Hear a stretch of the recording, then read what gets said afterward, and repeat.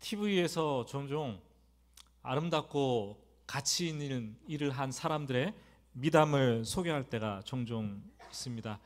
그럴 때면 저는 제 마음속에 궁금증이 들어요. 저 사람의 종교는 무엇일까 궁금해집니다. 그래서 여기저기를 찾아보는데 잘 발견이 되지 않아요. 그러다가 그분이 어느 교회를 다니고 있는 크리스찬이라는 사실을 발견하게 되면 마음이 아주 뿌듯해지고 편안해지죠. 선한 사마리아처럼 미담을 만드는 그리스도인, 미담을 만드는 교회, 교회 이름이 그래서 미담교회도 있는데 파도 계속해서 미담만 나오는 그리스도인들의 삶이라면 얼마나 좋고 아름답겠습니까? 하지만 어디 그게 여러분 마음대로 되겠습니까? 어느 날은 TV를 보는데 악담과 또 사건 사고가 방송이 되는 거예요. 소개를 하는 거죠. 그럼 내심 마음속에는 생각이 들어요. 저 사람은 크리스찬이 아니면 좋겠는데 생각이 들어요.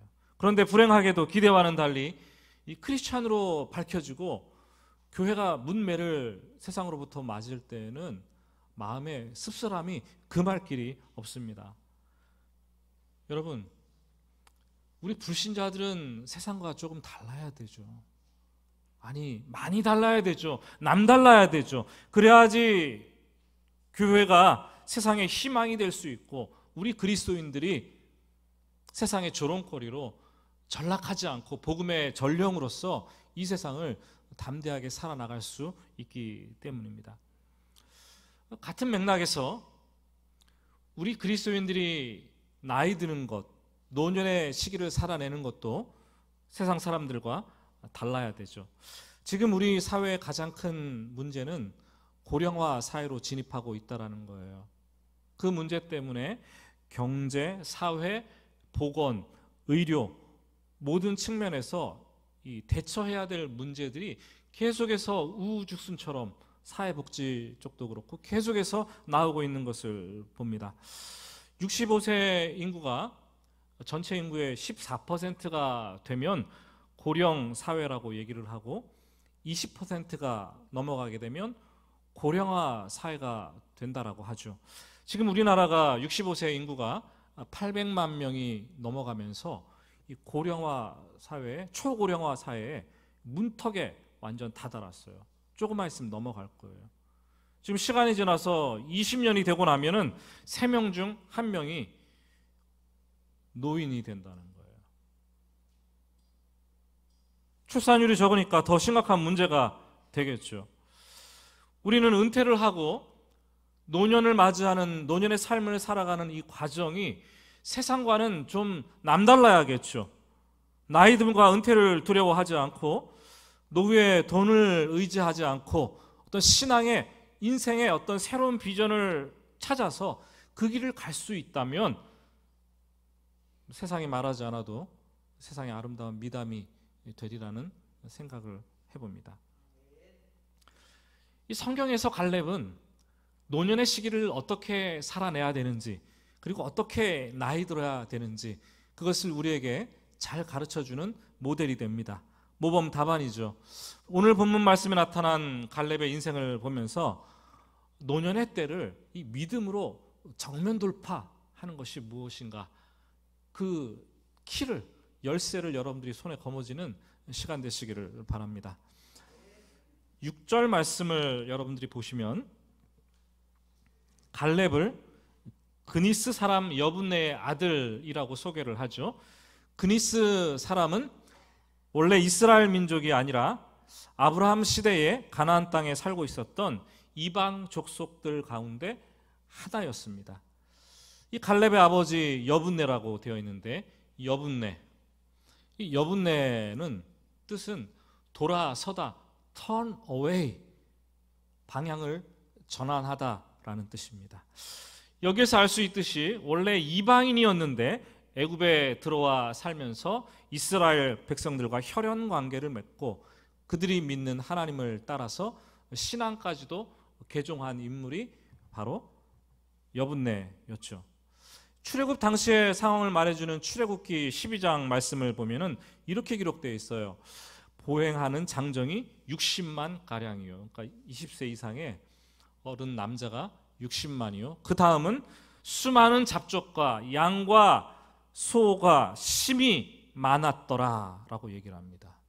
수많은 잡족이, 우리는 이스라엘 백성 그러면 단일민족, 순수혈통 막 이렇게 생각하잖아요.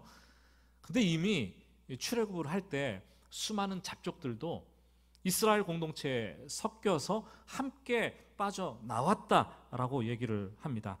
갈렙은 이방 민족 출신인 아버지 여분네를 따라서 이스라엘 공동체 안으로 들어왔고 12지파 가운데 유다 지파에 편입이 되었고 출애굽할 때 함께 따라 나온 사람입니다.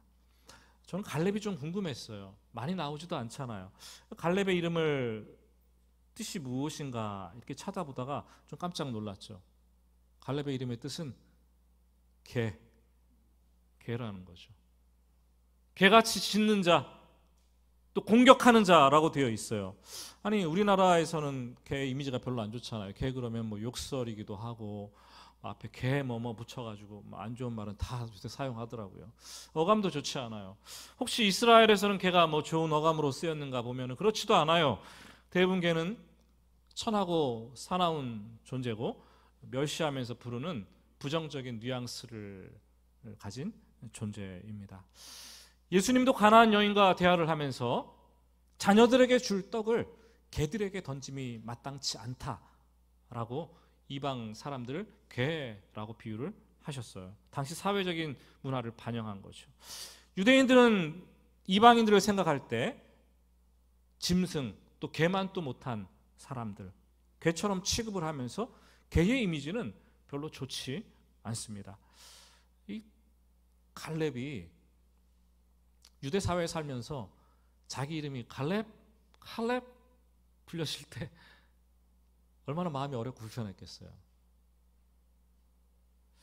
하지만 놀랍게도 이방인 출신 갈렙은 가나안 땅을 정탐할 때 유다 지파의 한 사람 대표로 등장을 합니다. 그는 더 이상 비천하고 사나운 개 같은 존재가 아니라 충성스럽고 아주 우직한 믿음직하게 사명을 감당하는 것을 보게 되죠.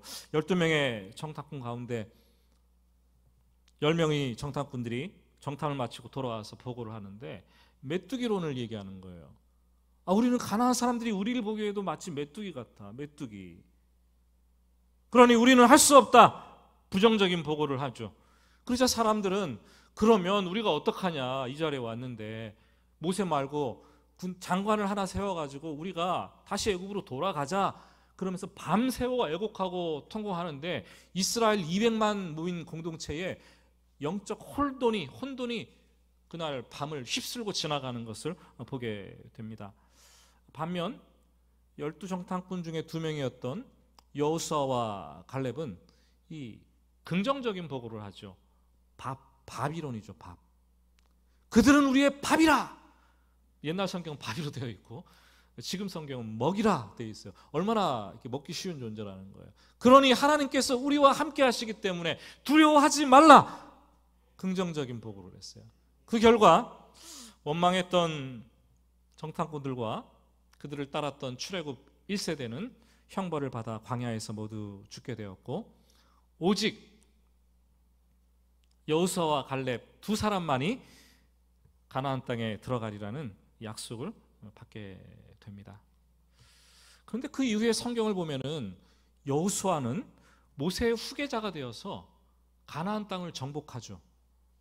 그리고 가나안 땅에 입성해서 통치를 합니다. 그런데 아무리 살펴봐도 이 갈렙의 존재는, 갈렙에 대한 기록은 더 이상 나타나지 않는 것을 봅니다. 하나님은 여호수아를 역사의 전면 무대에 올리셨고 갈렙은 보이지 않는 무대 뒤로 감추셨어요. 그런데 갈렙이 그렇다고 해서 엉망진창인 삶을 살았겠습니까? 아니죠. 성경을 봐도 바울도 바나바와 같이 얼마나 열심히 전도를 했습니까? 그러나 서로 갈라선 이후에 성경은 바울의 전도 사역만 주구장창 기록하지 바나바는 기록하고 있지 않아요. 우리가 짐작하듯이 바나바도 엄청나게 놀라운 사역을 펼쳤을 거라는 생각을 해요. 다만 성경에 기록되지 않고 역사적인 전면에 하나님께서 드러내지 않았을 뿐이라고 생각을 합니다. 그때부터 45년이 지나서 오늘 본문의 상황이 됩니다. 노년에 이른 갈렙이 다시 등장을 하는 것을 봅니다. 10절, 이제 보소서, 여호와께서 이 말씀을 모세에게 이르신 때로부터 이스라엘이 광야에서 방황한 이 45년 동안을 여호와께서 말씀하신 대로 나를 생존하게 하셨나이다. 오늘 내가 몇 세예요? 85세로 돼. 어느덧 갈렙은 85세의 노인이 되었습니다. 40년의 중반에서 85세의 노인에 이르기까지 갈렙은 어떠한 삶을 살아냈을까요? 궁금하시죠? 우리가 오늘 말씀을 통해서 그 단서를 발견할 수 있어요. 8절 마지막 부분을 보면 나는 내 하나님 여호와께 충성하였으므로. 14절 마지막은 이는 그가 이스라엘의 하나님 여호와를 온전히 쫓았음이라. 갈렙 신앙의 특징은 충성 그리고 온전함이었어요. 충성은 뭡니까? 이 한문으로 충자를 쓰면 가운데 중자 밑에다가 마음 심자를 씁니다. 마음의 중심을 다 드리는 것, 이게 충성 아니겠습니까? 온전함은 전적으로 자신의 마음을 다 드리는 거예요. 이 갈렙은 하나님을 섬기는데 무대 뒤편으로 사라졌지만 거기에서 자기의 충성스러움과 자기의 온전함을 다해서 마음을 다해서 평생 동안 하나님을 섬겼습니다. 젊은 시절에 이런 결단을 하고 배가 직선 항로를 통해서 끝까지 쭉 올곧게 항해 나가는 것처럼 그의 인생도 한치의 흔들림도 없이 인생 향로를 하나님을 향해서 나아가게 된 것을 보게 됩니다. 오직 믿음의 길, 오직 한 길, 오직 신앙의 외길을 걸어갔던 사람이 바로 갈렙이었습니다. 여러분, 평생을 살면서 어디 한 길 걸어가는 게 그렇게 쉽겠어요? 어렵잖아요. 외길 걸어가는 건 너무나 어려운 것 같아요. 정치인들도 뭐 한 길을 걸어가는 것 같지만 뭐 시시때때로 자기 이익을 따라서 변절을 하고 얼마나 쉽게 변절을 해요. 이합 집산하면서 이렇게 붙었다가 저렇게 붙었다가 이런 모습을 보면은 우리 국민들 입장에서는 막 달갑지 않은 거죠, 여러분. 한 길을 갔으면 좋겠는데 좀 지조 있게. 뭐 우리도 마찬가지죠. 뭐 이 일 하다가 조금 안 되면 그냥 그만 집어치우지 뭐. 저 일 하다가 안 되면은 금방 그만두고 뭐 다른 거 좋은 거 없나 뭐 기웃기웃거리고. 신앙생활도 마찬가지예요. 뭐 이것 좀 해보다가 이 교회 좀 다니다가 뭐 길 가다가 어긋나고 자꾸 이러는 경향들이 우리 마음속에 있다라는 거예요. 그래서 우리 삶이 얼마나 고단합니까, 여러분? 고단하잖아요. 기억하시기 바랍니다. 꾸준히 한 길 가는 사람이 장인인 거예요. 장인은 깊이가 있어요. 깊이가. 신앙생활도 마찬가지예요. 꾸준히 한 길 가는 사람들, 신앙의 장인이죠. 신앙의 깊이가, 말할 수 없는 깊이가 그 사람에게 드러나게 되겠죠. 예수를 믿고 교회에 발을 들여놓으면 가끔씩은 성장통이 일어나요. 내가 이렇게 하려고 그러는데 잘 되지 않기 때문에 성장통이 일어나는데, 어린아이들이 마치 막 골격이 커지고 뼈가 막 자라가는데 심줄이 그것을 따라오지 못하니까 땡기니까 아픈 것처럼 신앙생활도 이 성장통이 종종 일어나고, 때로는 사춘기를 겪는데 심하게 방황하면서 헤매는 시간도 갖기도 하고. 신앙이란 이 숲이 얼마나 큽니까? 숲 속에 들어가서 길을 잃어서 어떻게 신앙생활을 해야 되는가, 이 혼돈의 시기를 보내면서 길을 잃고 헤매기도 하고, 길 잃은 양이 되어서 멀리 갔더니 너무나 멀리 가서 되돌아올 수 없는 이 형국에 서해가지고 발을 동동 구르고 있는 그런 일들도 우리는 경험하게 돼요. 여러분, 진득하니 한 길 가는 신앙인, 우리 시대에 참 얼마나 그립습니까? 정말 그리울 때예요. 예전에 평신도 기독교 법률가들의 모임에서 한국교회 성도들에 대해서 성명서를 냈는데 토론회를 하고 한국교회 성도들이 좀 들으라, 깨달으라 하고 성명서를 글로 기록해서 선포를 했어요. 그들의 표현을 따르다면 한국교회 성도들은 마치 길 잃은 양과 같다. 이게 주제였어요. 평신도들의 믿음에는 두 가지가 있대요. 그들이 그 결론 내린 내용이에요. 하나는 위로받는 믿음이고 하나는 씨름하는 믿음이라는 거죠. 이 두 가지가 있는데 위로받는 믿음에서 출발해서 이 씨름하는 믿음으로 나아가는 것이 신앙의 정상 코스라는 거죠. 그런데 한국교회 성도들은 계속해서 위로받는 그 믿음만 구하고 있다는 거예요. 씨름하는 영적 전쟁에서 싸워 이기는 그 믿음으로 나아가려고 하지 않는다는 거예요. 구하지 않는다는 거예요. 신앙생활을 하면서 그래서 더 이상 위로가 주어지지 않는다면 급기야 신앙의 길을 잃고 탈선하게 되는 경우도 너무 많더라고요. 사실 그런 것 같아요. 저도 목회를 하면 할수록 해가 거듭되면 거듭될수록 왜 이렇게 위로가 필요한 성도들이 많은 거예요. 목회자도 좀 위로받고 싶은데 다 위로해 줘야 될 성도들이 너무나 많은 거예요. 여기 쫓아다니면서 위로하고 저기 쫓아다니면서 위로하고 좀 위로하는 믿음이 아니라 이제는 씨름하는 그 믿음, 강건해져서 정말로 영적 전쟁을 싸워서 이겨내는 담대한 믿음을 가진 성도들의 모습을 보고 싶은데 참 드물다라는 거예요. 안타까우면 금할 일이 없죠. 교회 목사들이 이것을 분석했다면 여러분들이 들으면서 에이 목사들이니까 그랬겠지 뭐 이렇게 하겠지만 누가 분석했어요 이거? 평신도들이 스스로 자기들의 신앙이 그렇다고 분석을 하고 한국교회 성명서를 내서 발표를 한 거예요. 기독교계가 그래서 주목을 했어요.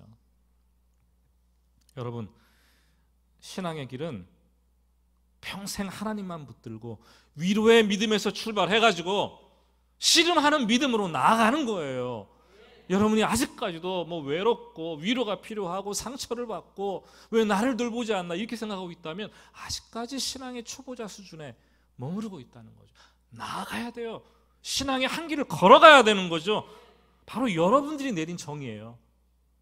갈렙처럼 그 길을 가기 위해서는 이 마음의 충성스러움이 필요하고 자신의 전심을 드리는 이 온전함이 있어야지 그 길을 갈 수 있습니다.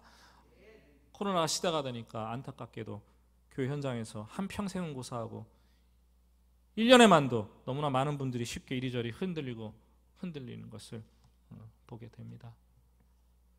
목사님들이 모임에서 모여서 기도 제목을 나누고 소통을 하고 얘기를 하는데 그런 얘기를 하시더라고요. 어떤 목사님이 요새 죽겠다는 거예요. 왜요? 그랬더니 교회 이렇게 퍼센테이지를 정해가지고 몇 프로 나오고 그러니까 성도님들이 오랫동안 신앙생활을 안 하다 보니까 신앙이 다 다운돼서 교회를 안 다니는 분들이 많은데 안 다니는 것뿐만 아니라 교회를 떠나간다는 거죠. 떠나가는데 문자로 띡 목사님 저 교회 안 다니겠습니다 하고 탁 보내고 끝난다는 거예요. 전화도 안 받고 만나가서도 만나지도 않고 그냥 끝이라는 거예요. 그게. 사랑하는 여러분, 코로나 시기에는 이 신앙의 요동침이 이전보다 몇 배나 더 심한 것 같아요. 여러분들은 믿음 생활 잘 지켜내고 있어요. 믿음의 그 외길을 잘 걸어가고 계십니까?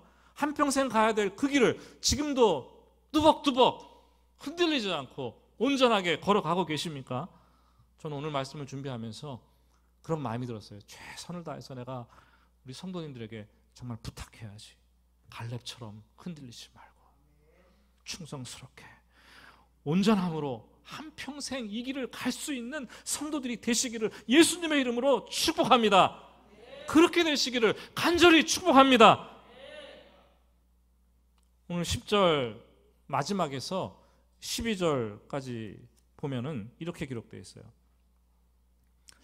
오늘 내가 85세로 돼 모세가 나를 보내던 날과 같이 오늘도 내가 여전히 건강하니 좀 거짓말이 포함된 과장된 표현이라고 생각되는데 그렇진 않겠죠. 40세 때 45년이 지났는데 조금은 약해졌는데 그만큼 강건하다는 표현이겠죠. 내 힘이 그때나 지금이나 같아서 싸움이나 출입에 감당할 수 있으니 그날의 여호와께서 말씀하신 이 산지를 지금 내게 주소서. 이 자리에 85세 되신 분들이 계십니까? 우리 교회에 더러더러 몇 분이 계신 줄 알고 있습니다. 85세는 은퇴하고도 한참 지난 나이예요. 은퇴라는 개념도 무색할 정도로 많이 지난 나이예요.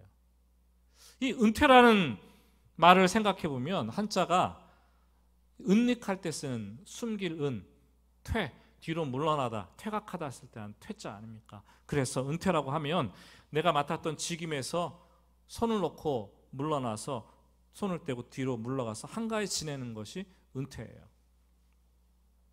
사실 저는 은퇴라는 말을 좋아하지 않아요. 특히 신앙에 있어서는 은퇴가 없다라는 생각을 해요. 아니, 하나님 나라의 일을 하는데 내가 목숨이 붙어있는 한 하나님의 일을 하는 것이지, 주님 나라 부를 때까지 그 일을 하다가 가는 것이지, 내가 은퇴 딱 했다고 해서 이 교회 사역을, 하나님의 일을 딱 중단하고 마는 것인가? 저는 그런 일들을 많이 봤어요. 대형 교회, 큰 교회에서는 권사되기가 하늘의 별 따기입니다. 60이 돼야지 권사를 해요. 60이 되니까 교회에서 성도들의 이 라이프 사이클이 보통 이 할머니가 되더라고요. 손주를 보고.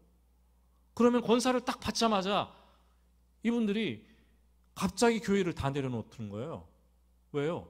애기 봐야 된다고. 부지런히 여기저기 쫓아다니면서 애기를 보면서 하던 일도 다 내려놓는 거예요. 몇 년을 애기 보고 나니까 65세 되니까 일찍 은퇴하는 교회는 65세에 또 은퇴를 해요. 그럼 그냥 은퇴를 해요. 권사를 받고 바로 애기 보다가 은퇴하시더라고요. 이걸 보고서 야, 한국 교회가 지금 이게 도대체 어떻게 되는가, 참 답답하다는 생각이 들었습니다. 사랑하는 여러분, 대부분 교회에서 만 70세 되면 은퇴를 하지만 우리 교회에서는 은퇴라는 말을 쓰지 않습니다. 교회 초창기부터 은퇴가 아니라 사역이라는 말을 사용했어요. 그래서 70세가 넘어가면 사역 장로, 사역 권사, 사역 안수집사, 더 공식적으로 책임을 지는 그 직무를 가지고 일을 맡아서 시무는 하지 않겠지만 그래도 하나님의 일을 내려놓고 뒤로 물러나는 것이 아니라 여전히 하나님의 일을 하나님 나라에 갈 때까지 한다는 의미에서 사역 직분자로 호칭을 하고 있습니다. 오히려 영어에서 이 은퇴의 뜻을 우리에게 훨씬 더 명확하게 가르쳐 주는 것 같아요. 영어는 은퇴하다가 retire 아닙니까? retire. R-E, 뭐예요? 다시라는 뜻이에요. 그 타이어, 뭐 알잖아요. 자동차 타이어. 은퇴라는 것은 이 타이어를 다시 갈아 끼우는 것을 의미를 하죠. 타이어를 새롭게 갈아 끼운 다음에 새로운 길을 향해서 다른 막질에서 내달리는 것, 그것이 은퇴라는 거예요. 그냥 다 접고 끝내고 손을 떼는 건 줄 알았는데 그게 아니라 새롭게 타이어를 갈아 끼고 새롭게 주신 소명을 받아서 그 길로 달려가는 삶. 시니어들은 타이어를 새로 갈아 끼운 사람들입니다. 새로운 달려갈 길을 모색하는 사람들이에요. 뭐 사람들, 우리나라 사람들, 뭐 해외도 그렇고 다 똑같지만 보통 사람들이 일중심적이잖아요. 그래서 사람들하고 만났을 때에도 이름을 묻고 나면은 직업이 무엇입니까? 어떤 일을 하죠? 어디서 무슨 일을 하죠? 직업을 묻게 돼요. 그만큼 우리가 직장과 일을 중요시 여긴다는 거죠. 그런데 중년에서 직장 생활을 하고 일을 하면서 우리가 어떤 직장, 지위, 신분을 가지고 있었는데 그것들이 끝나면 뭐 어떤 분은 40대 후반에도 끝나고 50대 초반, 60대 되기 전에도 끝나고 은퇴가 너무 빠르잖아요. 그 끝나면 은퇴했으니까 내가 할 일이 별로 없다라고 생각을 하는 경향이 있어요. 그런데 보니까 인생은 아직 수십 년이 더 남아있어요. 갈 길이 먼 거예요. 노년의 삶을 살아간다고 하는데 노년에 되면 다 내려놓는 줄 알았는데 노년의 삶을 살다 보니까 삶은 예상외로 새로운 일들이 너무나 많이 펼쳐지는 거죠. 은퇴하고 다 끝났다고 생각했는데 나의 도움이 필요한 사람들이 눈에 밟히고 들어오고 상담해줘야 될 내 경륜과 경험을 가지고 상담해주고 돌아봐야 될 사람들이 하나둘씩 나타나게 되고, 교회에서도 마찬가지예요. 말벗이 필요한 사람들이 다가오고 나의 도움이 필요하다고 요청을 해오고, 혼자 조용히 그냥 은퇴하고 인생을 살려고 생각했는데 자꾸만 해야 될 일이 눈앞에 보여지는 거예요. 왜요? 변화가 삶의 본질이기 때문에.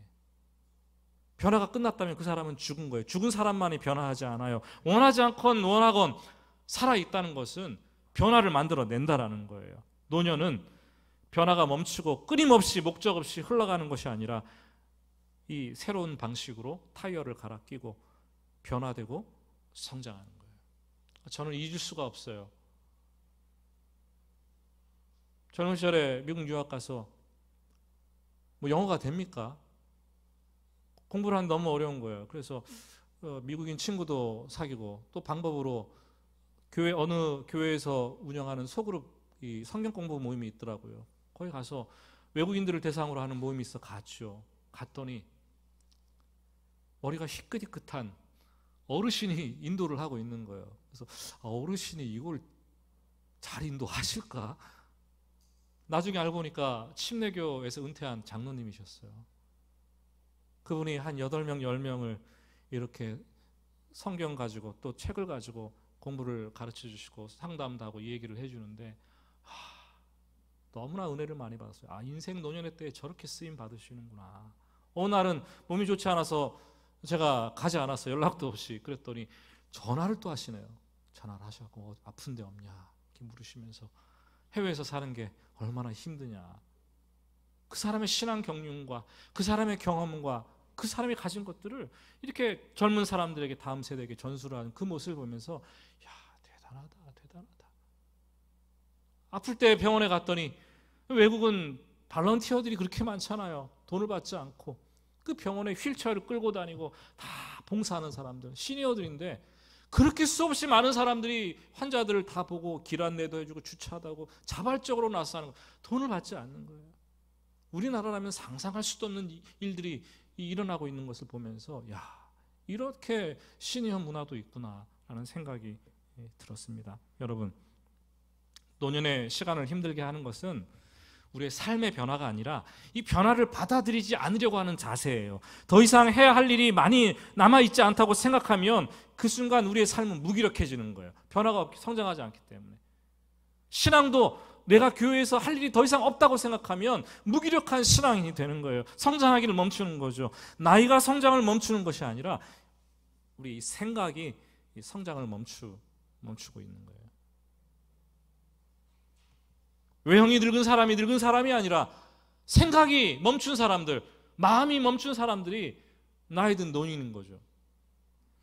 10절 말씀 보면 오늘 내가 85세로 돼라는 말씀을 하고 있는데, 이 말씀을 제 나름대로 요즘 언어로 직역을 해보면 이렇게 번역할 수가 있는 것 같아요. 내 나이가 85세인데 뭐 내 나이가 어쨌다고 뭐 이렇게 지금 반문하는 거예요, 독자들한테. 한번 따라서 해봅시다. 내 나이가 어때서? 그래서 많이 듣던 내용인데요. 내 나이가 어때서? 누구나 다 할 수 있는 말이에요. 내 나이가 어때서? 85세가 되면 은퇴하고 편안한 삶을 꿈꿀 나이지만 갈렙은 새로운 삶을 시작하고 비전을 가지기 시작했습니다. 그날에 여호와께서 말씀하신 이 산지를 지금 내게 주소서. 이 산지를 주소서. 뭘 달라는 거예요? 이 산지가 도대체 어디예요? 13절과 14절과 15절 말씀을 보면 그곳은 바로 헤브론 땅인 것을 친절하게 알려주고 있습니다. 이 헤브론 땅의 옛 이름은 기럇 아르바였어요. 그 땅에 사는 아낙 사람들 가운데 거인족이 있었는데 아르바의 자손들이었습니다. 거인족들이 살고 있었다는 거예요. 그리고 그 헤브론이라는 이 도시는 굉장히 크고 견고했어요. 뿐만 아니라 해발 1000m 높이 고원지대에 있는 산악, 험한 곳에 위치한 곳이었어요. 아니, 달라고 할 거면 이왕 그냥 살기 좋은 평지나 기름지고 농사짓기 쉬운 옥토를 달라고 할 것이지, 산적이 될 것도 아닌데 험한 산악지대를 왜 달라고 하시나. 갈렙은 왜 가나안 거인족들이 거주하고 정말 전쟁에서 싸우기도 힘든 견고하고 큰 성읍, 그리고 해발 1000m의 험악한 산악지대를 달라고 요청했을까요? 왜 그랬다고 여러분 생각하십니까? 왜냐하면 하나님께서 유다 자손에게 그 땅을 주시겠다라고 약속을 하셨기 때문에, 왜냐하면 과거 가나안 땅에 처음 도착한 아브라함이 헤브론 그 땅에 도착해서 상수리 나무 밑에 아래 장막을 펼친 곳이기 때문에 아브라함과 그의 아내 사라가, 그리고 이삭과 리브가가, 야곱과 레아가 묻힌 선제들의 고향 땅이기 때문에 하나님께서 그 땅을 축복하시겠다고 약속하셨기 때문에 이후에 유다 자손의 지파 자손인 다윗이 왕이 되어서 왕의 도성으로 삼을 곳이기 때문에 갈렙은 어떤 대가를 치르더라도 유다 자손이 그 땅을 얻어내기를 원했습니다. 기업으로 받기를 원했어요. 갈렙은 85세였지만 비전의 사람이었어요. 꿈의 사람이었습니다. 도전의 사람이었습니다. 놀랍지 않습니까, 여러분? 꿈꾸는 사람, 꿈꾸는 어른이었어요. 꿈은 애들만 꾸는 게 아니에요. 우리 시대에 그런 꿈을 꾸고 사는 사람이 있어요. 여러분도 잘 아시는 분인데, 미국의 39대 대통령이었던 지미 카터 기억하시죠? 독실한 크리스찬이죠. 여러분들 부흥 집회나 교사 헌신 예배나서 많이 들으셨을 거예요. 대통령 시절에도 매주일 700명이 사는 조그만 자기 시골 고향에 가가지고 작은 교회에서 주일학교 반사를 했다는 거 아니겠어요? 교사 헌신 예배 때마다 들으면서 나도 교사인데 내가 잘해야지, 이런 각성을 좀 하고 그러지 않았어요? 어렸을 때요? 처음 듣는 얘기세요? 들으셨죠? 그렇지만 그분을 소개할 때 다른 여러 가지 수식어가 따라 붙습니다. 대통령을 거치지 말고 바로 전직 대통령이 되었으면 좋았을 사람, 또 대통령보다는 목수일에 더 적합한 사람, 더 잘하는 사람, 늙은 후 오히려 더 행복한 사람. 사실 지미 카터 대통령은요, 전 대통령은 이 정치하고는 맞지 않는 사람이었어요. 굉장히 정직한 사람. 정직해서 정치 잘하겠어요? 굉장히 영혼이 순전한 사람, 순수한 사람이었어요. 그 마음을 가지고 정치를 하려고 하니까 현직에 있을 때 사람들로부터 미국 역사의 최악의 대통령이다라는 평가를 받았잖아요. 그런데 대통령을 그만두고 재선에 실패하고 퇴임하고 나니까 평범한 노인이 되었을 때는 최고의 찬사를 받는 사람이 되었어요. 퇴임 이후에 전 세계를 다니면서 국제 분쟁 지역에 가서 갈등을 해소하는 일을 했고, 심지어 우리나라에도 기억하세요? 1994년도에 북한이 핵 개발을 해가지고 긴장 위기가 고조될 때 북한을 방문해가지고 그 긴장을 완화시키는 그런 일도 했고, 아시아 아프리카를 다니면서 기근과 빈곤과 질병 퇴치에 앞장서서 일을 해가지고 노벨 평화상을 받았어요. 지금 연세가 97세. 살아계세요. 97세. 97세가 되었음에도 아직도 가난한 사람들을 위해서 집을 주는 이 헤비타트 운동에 동참을 하고 있어요. 재작년에 95세가 되었을 때 가난한 사람들을 위해서 집을 짓는 그 현장에서 일을 하다가 잘못돼가지고 여기가 이마가 이렇게 찢어졌는데 피를 흘렸는데 14바늘을 꿰맸대요. 그런데 여기다 데일밴드 하나 탁 붙이고 사진 찍은 모습이, 웃으면서 사진 찍는 모습이 신문에 기사에 실렸었어요. 여러분 놀랍지 않습니까?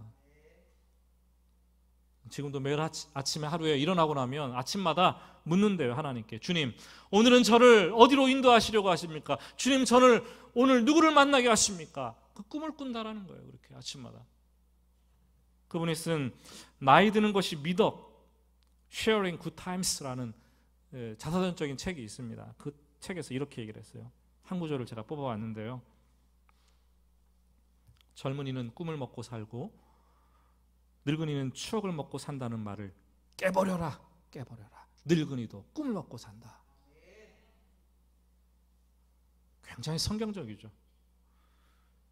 사도행전 2장 17절 말씀을 보면은 오순절날 마가다락방에 성령이 임했을 때 베드로가 성령 충만해서 설교를 하는데 구약의 요엘 선자의 말을 인용해서 설교를 합니다. 하나님이 말씀하시기를 말세에 내가 내 영을 모든 육체에게 부어주리니 너희 자녀들은 예언할 것이요 너희 젊은이들은 환상을 보고 너희 늙은이들은 꿈을 꾸리라. 근데 이 말씀을 저는 잘 이해가 안 됐어요. 어떻게 늙은이가 무슨 꿈을 꾸냐? 바뀐 거 아닌가? 젊은이들이 꿈을 꾸고 어린아이들이 꿈을 꿔야 되는데 이게 잘못된 기록된 게 아닌가?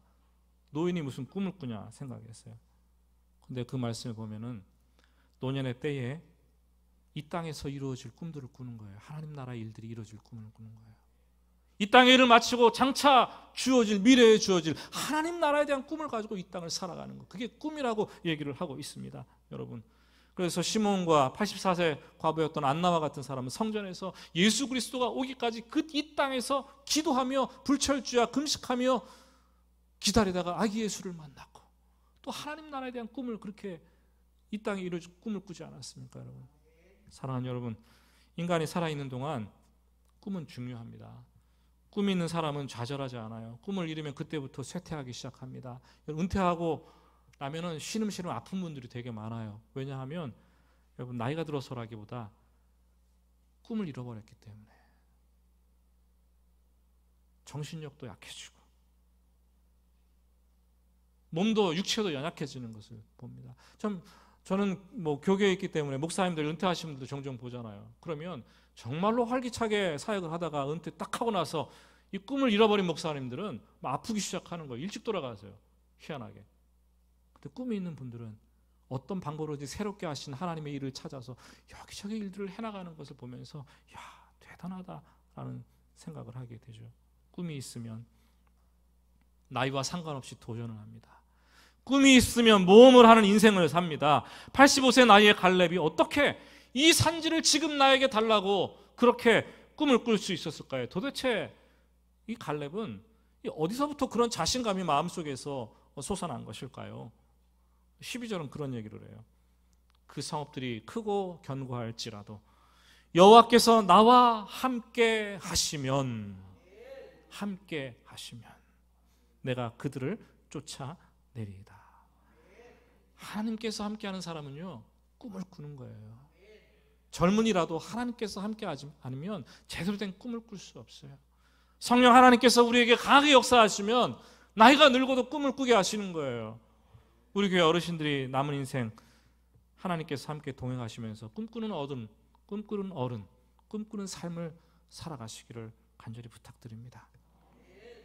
오늘 주일은 시니어가 우리가 개척 설립해서 올해가 6년째를 지나가고 있는데, 시니어를 공동체를 조직하고 예배를 시작을 알리는 주일입니다.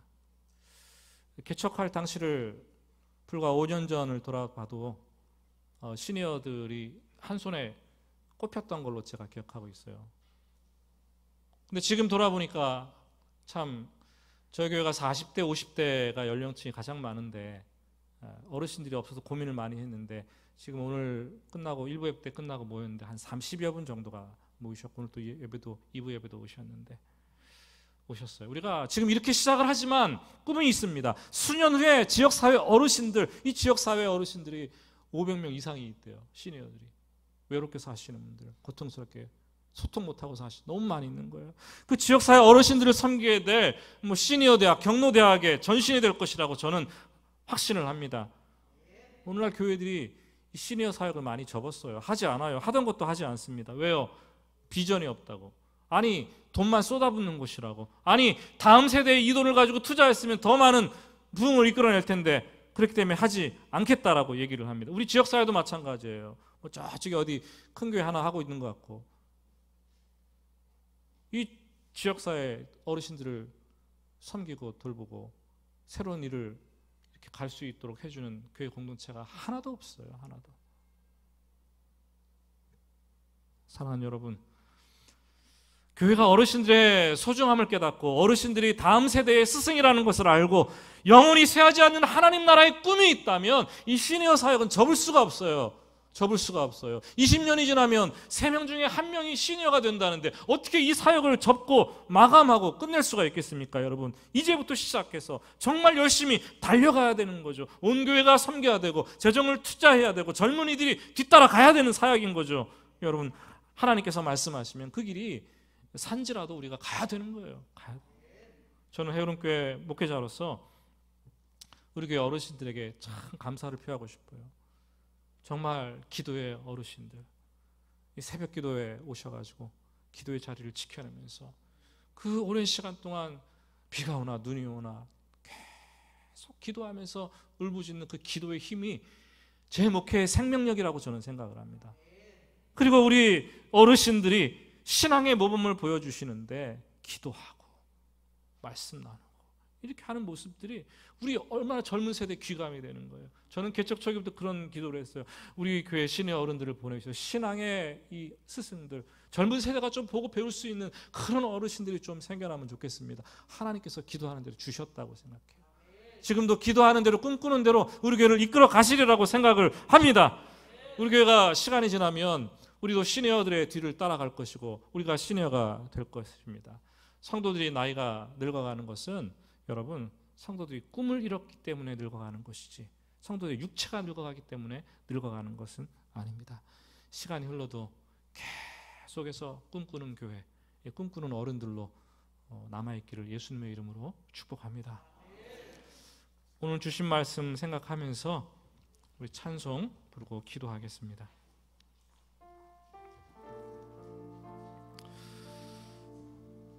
생각해보면 과거나 오늘 또 미래 꿈꾸는 사람의 인생은 마음이 그렇게 변화되지 않는 것 같아요. 외모는 뭐 바뀌었을 수 있겠죠.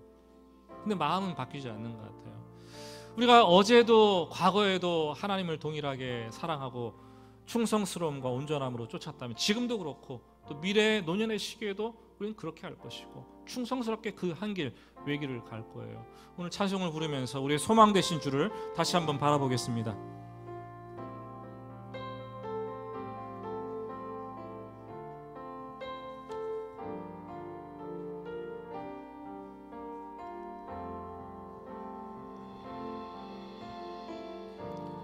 나의 소망 되신 주를 바라봅니다.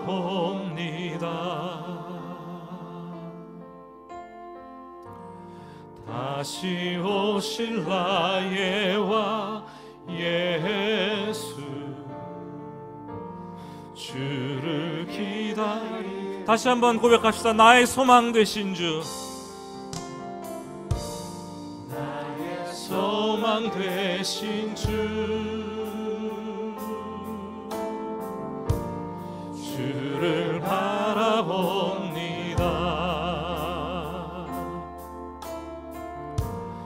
다시 오실 나의 왕 예수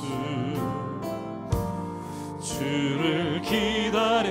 밤이나 낮이나 밤이나 낮이나 어제나 오늘도 영원히 주만 찬양해. 외롭고 슬플 때도 낭망하여 넘어져도 언제나 주만 찬양하. 밤이나 낮이나 밤이나 낮이나 어제나 오늘도 영원히 주만 찬양하겠네. 주만 찬양해. 괴롭고 슬플 때 낭망하여 넘어져도 언제나 주만 찬양. 다시 한번 밤이나 낮이나 밤이나 낮이나 어제나 오늘도 영원히 주만 찬양해. 괴롭고 슬플 때 낭망하여 넘어져도 언제나 주만 찬양하겠네.